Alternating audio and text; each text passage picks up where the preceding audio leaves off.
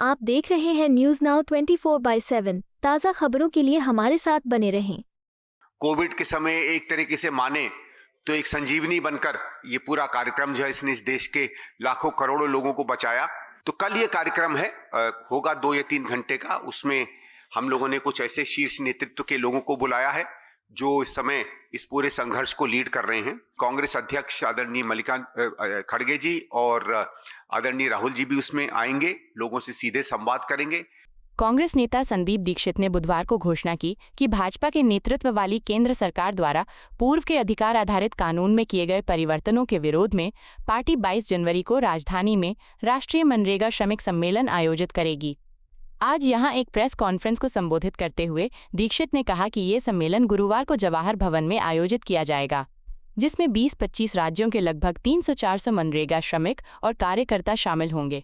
उन्होंने कहा कि कांग्रेस अध्यक्ष मल्लिकार्जुन खड़गे और लोकसभा में विपक्ष के नेता राहुल गांधी कार्यक्रम में शामिल होंगे और श्रमिकों से सीधे बातचीत करेंगे। कांग्रेस नेता ने आरोप लगाया कि भाजपा द्वारा किए गए बदलावों के कारण पिछले 15 से 25 दिनों में पंचायत, जिला और राज्य स्तर पर मनरेगा श्रमिकों का व्यापक विरोध हुआ है। संदीप दीक्षित ने दावा किया कि मनरेगा अधिनियम कोविड काल में जीवन रेखा साबित हुआ था, जिसने करोड़ों ग्रामीण गरीबों को रोजगार और सम्मान प्रदान किया था और कृषि श्रमिकों और सीमांत किसानों के बीच गहराई से भरोसेमंद अधिकार बन गया था। एक बड़ा सीमित कारण से आज आप सबको यहाँ बुलाया है और मैं चाहता तो उस बारे में बात करने में। कल आपने देखा होगा पिछले करीबन 15-20 दिन से जब से मनरेगा का कार्यक्रम बदला और एक नए एक्ट को भारतीय जनता पार्टी लाई, हर कदम पर, हर स्तर पर क्यों इस नए एक्ट का हम लोग विरोध कर रहे हैं, इस बात का हम लोगों ने बहुत स्पष्ट रूप से उल्लेख किया। तमाम राज्यों में, तमाम जिलों में, यहाँ तक कि इस समय पंचायत स्तर पर अभियान चल रहा है मनरेगा के कार्यकर्ताओं के बीच में और लोगों के साथ, और इस बात पे कांग्रेस लोगों के साथ मिलकर इस पर एक काम कर रही है। लेकिन हमने ये देखा पिछले 15-20 दिन में, 25 दिन में कि बहुत से ऐसे संगठन हैं, मनरेगा कार्यकर्ताओं की यूनियंस हैं, कुछ ऐसे लोग हैं जो भूमिहीन किसानों के साथ काम करते रहे हैं, छोटे किसानों के साथ काम। इस कार्यक्रम के बारे में तमाम चीजें कही जाती थी। कोविड के समय एक तरीके से माने तो एक संजीवनी बनकर ये पूरा कार्यक्रम जो है इसने इस देश के लाखों करोड़ों लोगों को बचाया। उसकी सार्थकता तो पिछले समय में अपने आप ही साबित हो गई थी, लेकिन लोगों के अंदर में, खासकर गरीबों के अंदर में, या खेतीहर मजदूर है, ये एक बहुत बड़ी इसने अपनी एक जगह बना ली थी। और शायद कांग्रेस में रह के बहुत से लोग जो जमीन पर काम करते हैं उन्होंने तो उसको देखा था। हम लोगों को भी यकायक ये लगा कि जो बदलाव किया है ये केवल एक राजनीतिक रूप में या देश के कल्याण के लिए या लोगों के हित के लिए, उनकी रक्षा के लिए बनाए हुए कानून की रक्षा करना ही हमारा कर्तव्य नहीं है। ये लोगों के अंदर में एक चाह हुई थी इस कार्यक्रम की, उन्हें लगा था एक अधिकार के रूप में उन्हें जो मिला है वर्तमान सरकार ये उनसे छीन रही है। तो तमाम ये जो ऐसी संगठन और संस्थाएं हैं जो इनके साथ काम कर रही थी, उनसे हम लोगों ने संवाद भी किया। संवाद राजनीतिक नहीं था, संवाद था कि नहीं, लोगों के अधिकारों को वापस उनके पास देना है। और इसको मद्देनजर रखते हुए कल हम लोगों ने एक 3-4 घंटे का जवाहर भवन में 11 बजे से 1 बजे के बीच में कार्यक्रम रखा है। इसमें देश के दीगर कोनों से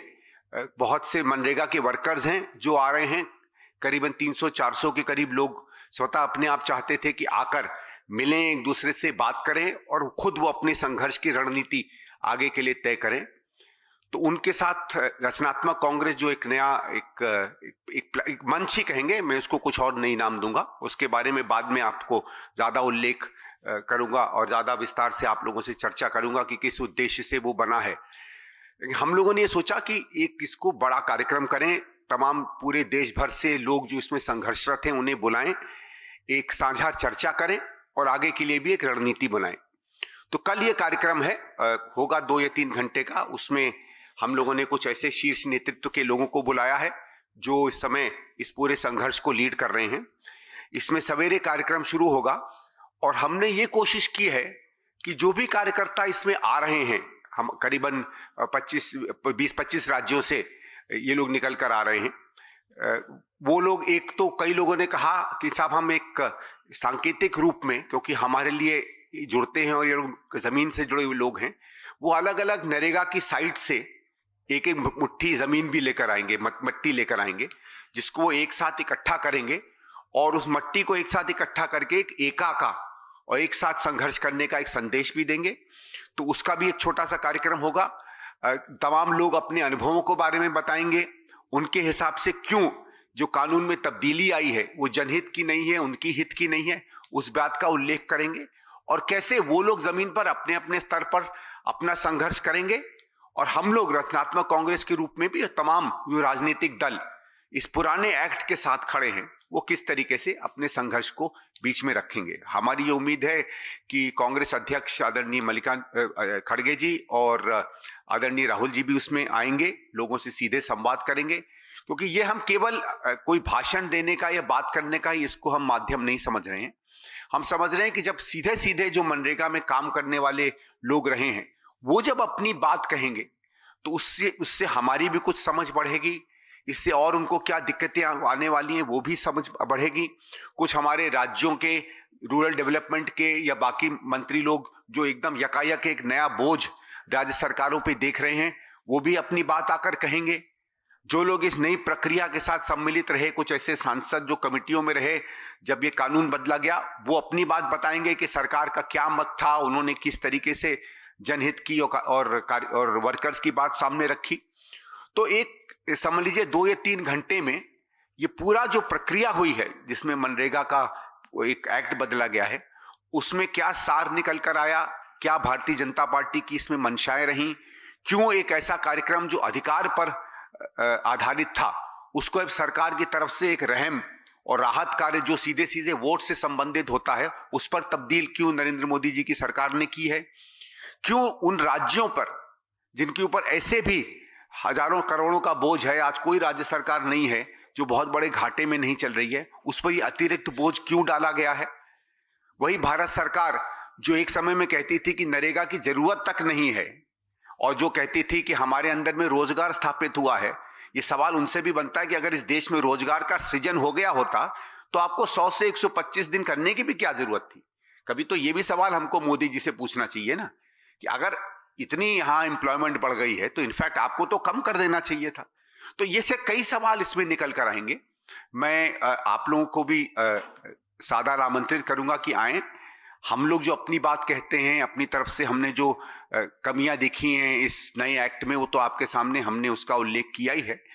आप भी वहां हम चाहेंगे कि जो कार्यकर्ता आए हैं पूरे देश से, जो वर्कर्स आए हैं, उनसे आप स्वयं संवाद करें।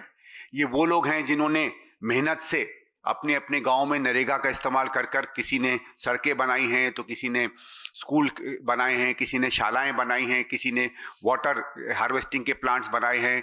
तमाम चीजें जिन पर ये मनरेगा का काम किया जाता था, ये वो लोग हैं जिन्होंने अपनी मेहनत से, इस एक्ट के सहयोग से अपने अपने जगहों पे, जिसको हम कहें एक देश निर्माण में भी भूमिका निभाई है और उन्होंने स्वाभिमान से ये पैसा कमाया है। ठीक है, ये एक राइट्स बेस्ड है, लेकिन जब इन लोगों को कुछ भी सरकार की तरफ से मदद करके एक मिलता था तो वो इसलिए नहीं मिलता था क्योंकि वो केवल वोटर हैं, वो इसलिए हैं क्योंकि उनको हम लोगों ने देश के निर्माण में एक सहयोगी, एक साथी और एक बल्कि उसका एक अग्रणी माना। इसलिए जब उन्होंने तालाब बनाने में मेहनत की या अपने गांव के लिए सड़क बनाने में मेहनत की, या उन्होंने तय किया कि हमको स्कूल शाला चाहिए, या उन्होंने तय किया कि हमारी प्राथमिकता हो सकती है हमारे पास पंचायत घर ढंग का नहीं है, या बच्चों के लिए कोई शेल्टर बनाने की जरूरत है, या कोई अप्रोच रोड में दिक्कत आ रही है, या कोई छोटा बांध टूट गया है जिसमें रिपेयर की आवश्यकता है, तो अपने मन से तय करके उन पंचायतों ने, उन लोगों ने तय किया कि उनकी समृद्धि और उनके विकास के लिए क्या उनकी आवश्यकताएं हैं। सरकार उनके साथ, उनके अधिकार को पूरा करने के लिए खड़ी रही। लेकिन इस पूरी प्रक्रिया को आज नेस्तनाबूद करके आज एक राहत के कार्य की तरह, एक रहम के कार्य की तरह, एक सरकार की तरफ से, जैसे आपने देखा होगा हम नेताओं में एक बहुत बुरी आदत है कि कोई सरकार का काम होता है तो हम कह देते फलाने फलाने से तोहफा। तो जब हम लोगों के टैक्स के पैसे को, जो लोगों के राहत के लिए, उनके कामों के लिए लगाया जा रहा है, उसको तोहफे की तरह हम प्रस्तुत करना चाहें, उस मेंटेलिटी से जो नया एक्ट है ये पूरी तरीके से विकसित है। इसके विरोध में हम लोगों ने कई बार अपनी बातों को कहा है और हमारा जो एक सभ्य समाज या नागरिक समाज से जो संवाद रहा है उसके साथ आगे हम क्या कर सकते हैं, उसके लिए कल का कार्यक्रम हमने रखा था। आपको यह वीडियो पसंद आया हो तो इसे लाइक करें, हमारे चैनल को सब्सक्राइब करें।